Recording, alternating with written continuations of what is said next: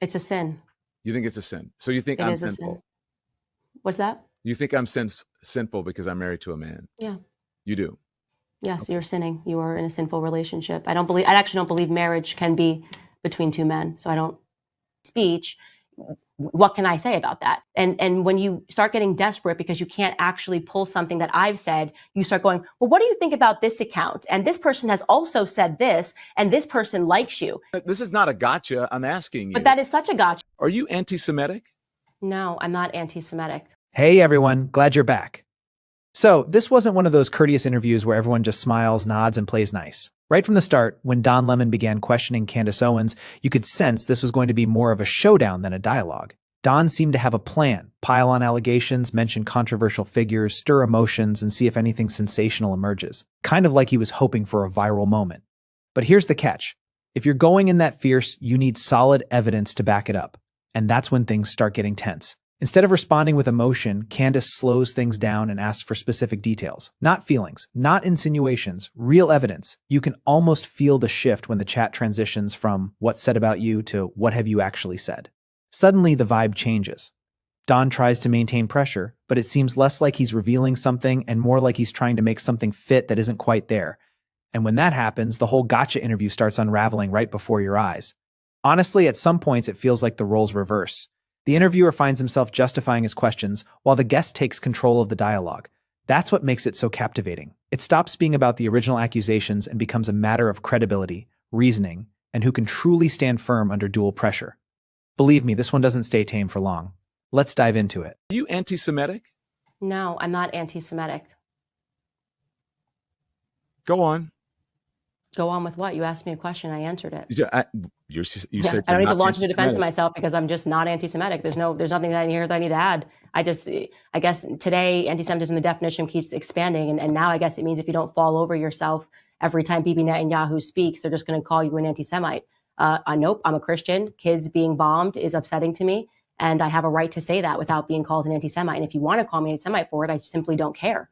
I'm not calling you an anti-Semite. I'm at, because people call you that, and I think, look, if you, there's the whole talk about Zionism and anti-Semitism and whatever.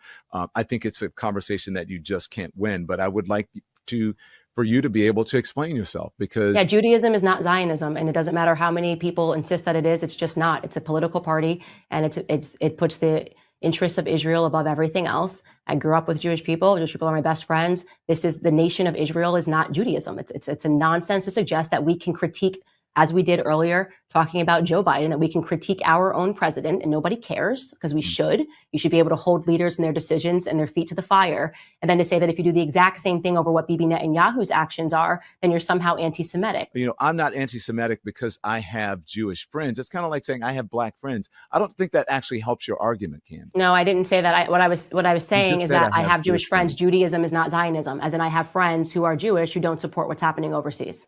Okay. Judaism is not Zionism. They don't stop being Jewish because they disagree with what Bibi Netanyahu is doing. Okay, you say that you're not anti-Semitic, but I can't tell you what's in your heart. I believe you. You said that you're not anti-Semitic. You don't believe that you're anti-Semitic. But there are anti-Semites and neo-Nazis. They do love you. And I want to play this clip. This is from Nick Fuentes, his show just this week. Watch this. One other big development, Candace Owens did a show today. She did her show, and she talked about my beef with Jordan Peterson. And so I really appreciate her covering it. We love Candace Owens. She's beautiful. She's very intelligent, and she is really hardcore. She's been going off. If you have people like Nick Fuentes that said, hey, we love you, whatever, maybe your message isn't hitting correctly. What do you think of Fuentes saying that? Well, now you're just conflating. His neo-Nazi audience love you. Sure. So now you're just conflating things because you're still kind of trying to sell this narrative that this somehow is about Jewish people. What he's talking about is what I covered on my show as a news item, which was Jordan Peterson and him having a back and forth, where Michaela, Dr. Jordan Peterson is, by the way, very lovely, a very kind person, but it was a very newsworthy item when Michaela and Peterson, being his daughter, called for censorship, called for straight up censorship. She's like, we need to have censorship, anybody that uses the term filth. And it was a back forth between her and Nick Fuentes because he responded and he said, your father literally called me a rat last week.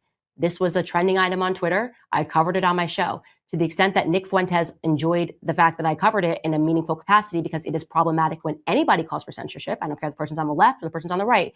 You will make an enemy of me because I support the First Amendment and I believe that we have to have free speech. What can I say about that? And when you start getting desperate because you can't actually pull something that I've said, you start going, well, what do you think about this account? And this person has also said this, and this person likes you. This is not a gotcha. I'm asking you. But that is such a gotcha. Pause for a second because, well, Don Lemon's introduction was definitely calculated. He made a bold accusation without any concrete example, likely hoping that Candace Owens would either over-explain or lose her composure. However, she doesn't fall for it. She keeps her response straightforward, pushing him to substantiate his claims. And that's when it gets uncomfortable, as he struggles to provide a precise quote and instead shifts to making associations, mentioning other individuals and scandals in an attempt to pin something on her. This is precisely when Candace makes her pivotal argument. She differentiates between critiquing a government and condemning a whole community. Regardless of your stance on her viewpoint, that's the key point she consistently emphasizes. Don tries to blur those lines, but the tension is palpable as the discussion transforms into a focus on framing rather than her actual statements.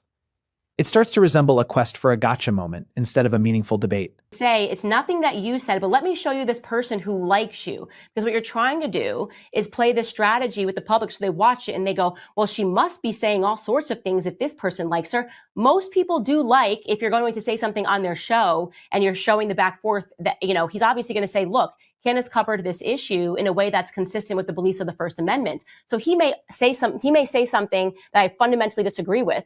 But if Nick Fuentes says 1 + 1 = 2, and I agree with that, that doesn't mean that I subscribe to everything Nick Fuentes says. If Nick Fuentes says only women can give birth, and I agree with that, you then go, oh, look, Nick Fuentes is celebrating you because you said only women can give birth. We cannot be beholden or responsible for every comment that is made by people who support us and follow us. Well, that's why I put it up there, because if someone like Nick Fuentes was saying good things about some of the things that I believed or what I said, that would actually be problematic for me. And I would want to respond to that. I would welcome the opportunity for Candace Owens to play that clip on her show so that I could knock it down and say, I don't believe in anything Nick Fuentes or any of his followers or viewers or whatever. I don't understand why they are happy with what I said, but this is what I believe, and this is the context. I do believe that it is problematic that Michaela Peterson called for censorship. So I can't knock that down. I can't say, what do you want me to say on Michelle? Well, because Nick Fuentes agrees with that perspective, I'm now anti-speech. I believe in free speech. I believe that what Michaela Peterson said was wrong. I genuinely believe that. Okay. You can't just call for censorship. What do you think about same-sex marriage? It's a sin. You think it's a sin? So you think I'm sinful? What's that? You think I'm sinful because I'm married to a man? Yeah. You do? Yes, okay. You're sinning. You are in a sinful relationship. I actually don't believe marriage can be between two men. So I don't. But you understand, though, same Bible verses and the same scriptures that are used to call same-sex marriage sinful are used to call interracial marriage sinful as well. And so there are people who would say that you are in a sinful marriage. Can you tell me which verse it is that would make people say? The thing is that it's actually not there. And that people twist the Bible verses. That's my whole point. Thank you for proving that, because it doesn't say that. And it's actually, you're going to say Leviticus or whatever. It's not actually what Leviticus says. But go on. I don't want to get into specifics about the Bible, but that's not what the Bible says. It's just people using and interpreting Scripture in a way that they want to interpret it. So, look. You can believe whatever you want to believe. I don't believe that I'm in a sinful marriage, but there are people who believe, Candace Owens, that you are in a sinful marriage because you are in an interracial marriage. Pause it right there because, well, this is where Candace Owens really strengthens her argument and puts Don Lemon in a tough spot. Don keeps trying to suggest that being associated with a controversial person automatically taints an idea. However, Candace turns this notion entirely on its head. Her argument is that an idea doesn't become invalid just because someone problematic supports it. Honestly, that's a simple yet compelling point. If someone you don't like says 1 + 1 = 2, it doesn't become false just because of who said it. The validity of a statement is independent of the person's reputation. And, well, Don's reaction kind of reveals his angle. He essentially implies that if someone controversial supported him, he'd feel compelled to disassociate from that view. Which, if you think about it, shifts the focus from truth to appearance. It becomes less about is this true and more about how does this look publicly. That's where the tension intensifies, because Candace argues from a place of consistency. insisting she won't abandon a belief just because it's unpopular or backed by disfavored individuals, whereas Don seems more concerned with the public perception of positions. Then the conversation pivots to the topic of same-sex marriage. And, well, it's clear Don is attempting to set a trap. He mentions Candace's interracial marriage, trying to link it with religious arguments historically used against it, hoping to back her into a contradiction. But when she asks for specific scriptural evidence to substantiate that comparison, there's a pause, because he doesn't have one ready. That's where his argument starts to falter. Candace maintains her stance by emphasizing that her position is based on specific interpretations she believes are biblically grounded, while Don's points rely more on broader historical religious applications rather than direct scriptural citations. At this point, the whole gotcha scheme begins to crumble again. And, well, you can sense the frustration creeping in because each time Don tries to drive home a decisive point, Candace steers the conversation back to detailed specifics and challenges him to clarify his claims. That's why the exchange remains so charged the entire time. Yeah, I've never heard anybody make a biblical argument against people being married that are black and white. So that's why I said, can you just tell me what verse that was? Sodomy is obviously a sin. You've never heard that interracial marriage was sinful? I've never heard somebody make a biblical argument for interracial. I've never, and that's why I'm saying if you could present that to me, and if maybe you're familiar with what verse that was. It's not a biblical argument. It's also a religious argument as well, more so than anything, that you're in a sinful marriage and that black and white people should not be married.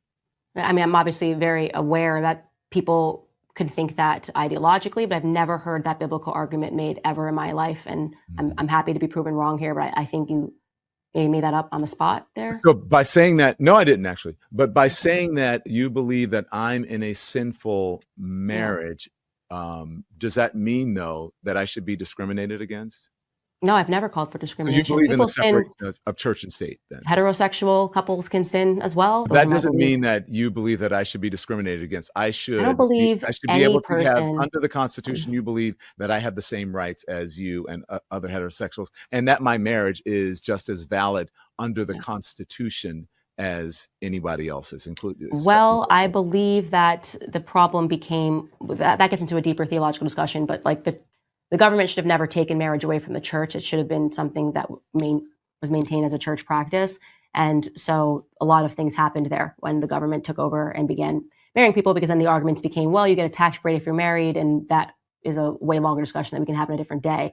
But to answer your question, I would never want any person based on their sins to ever be discriminated against, ever. Okay. I mean, I have people that are, gay and lesbians in my life. I have cousins who are lesbians, so it's not, I don't have hatred in my heart. You have Jewish friends? You have gay friends? I'm trying to be funny. Do you have gay friends? I want to know. Yes, I actually don't have, like, I really kind of feel like I only hang out with my family right now, so I'm a little, I've got 3 kids under 3, so I don't really have friends right now, but yeah, sure. No, seriously, you don't have gay friends?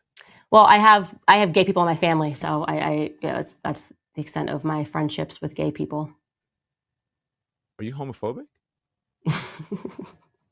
No, I'm seriously. You're such an absurd. I thought you would say, being. Of course, I have gay friends. You're just such an absurd being. First off, the person that you're just an absurd human being. Are you homophobic? Oh my God! I'm just like, what does homophobia actually mean? Can you give me a definition of homophobia? If I was homophobic, would I be doing like this show? Do you think I'm like scared? Like I'm like, oh my God, look, there's a gay man. I'm so scared. It's no, not at all. To have a phobia is like to have a phobia. A fear of, like, do you think I fear like 2 gay men that are walking down the street holding hands, like, and I'm just like, oh my God, I'm so scared. I don't fear anything but God. All right.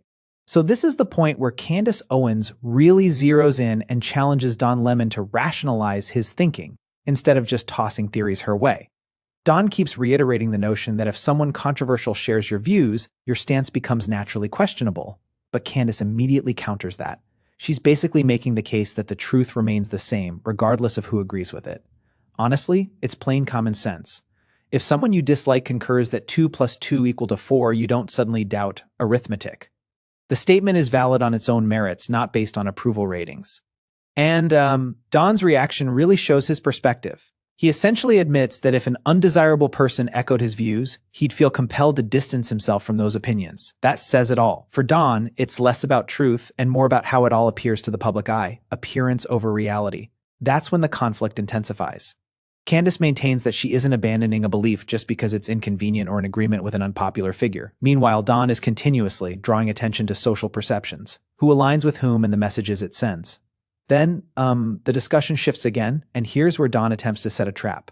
He brings up her interracial marriage and tries to connect it to religious debates, aiming to catch her in a contradiction by implying similar logic has historically applied to both issues. But the moment Candace asks for a concrete, specific example as evidence, everything slows down, because there isn't one ready to present. And that pause is significant. Now the debate shifts from broad statements to show me the exact details, and that's where Don starts faltering. Candace remains anchored in her beliefs, asserting that her opinions derive from what she perceives as clear interpretations, while Don is relying on general historical applications of religion rather than something specific he can immediately cite. And at this stage, the entire narrative starts to come apart again. You can sense the mounting frustration because every time Don tries to score a decisive gotcha, Candace drags the conversation back to precise details and insists he substantiate the claim rather than merely allude to it. And that's why this moment remains so charged. It's transformed from rapid exchanges and sound bites to a test of who can genuinely uphold their argument under scrutiny.